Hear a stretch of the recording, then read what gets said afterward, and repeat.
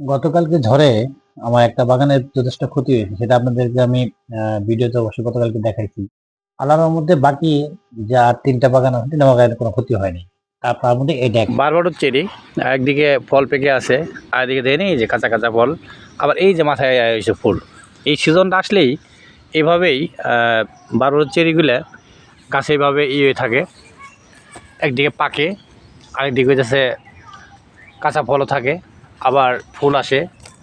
এভাবে যদি গাছের আর্দ্রতা যদি ঠিক থাকে, না পানি যদি গাছে গোড়ায় থাকে বা খাবার থাকে, তাহলে সারা বছরই এই বারবারুদ চেরি আপনি পাবেন।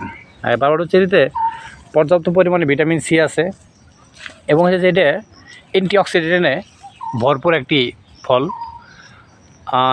স্বাদটা একটু মিষ্টি পরিমাণ কম। দেন লেবু গাছের উপরে এসেও গেছে। কেউ হয়তো ভাবতে পারে যে লেবু আবার লাল হয়েছে কেন, আসলে এটা হচ্ছে চেরি। এখানেও দেখেন কীভাবে আসছে, দেখতে খুব সুন্দরও লাগে, আর খাইতে টকের পরিমাণটা পাকে গেলে একটু কম, আর না পাকলে কাঁচা অবস্থায় যদি মুখে দেন তাহলে এটা লাগতে পারে, টকের পরিমাণ বেশি হইতে পারে। এভাবে প্রত্যেকটা গাছতেই আছে এভাবে চেরি। আপনি যে বাড়িতে যদি এভাবে একটা বারবারুদ চেরি যদি রাখেন, এই চেরির খেতে যতটুকু না আনন্দ পাবেন বা মজা পাবেন, তার চেয়ে বেশি আপনার বাড়িটাকে সৌন্দর্য বর্ধন করবে। একদিকে সবুজ পাতা, অন্যদিকে নতুন ফুল, আরেকদিকে লাল ফল, সবকিছু মিলিয়ে আপনাকে সুন্দর একটা পরিবেশ উপহার দেবে, এবং আপনাকে উপহার দেবে। এই যে এটা দেখেন কত বড় হয়েছে। এই যে এটা কেন জানি এত বড় হয়েছে জানি না, এটা অবশ্যই পড়ে যাবো, এখন পেকে গেছে এটা।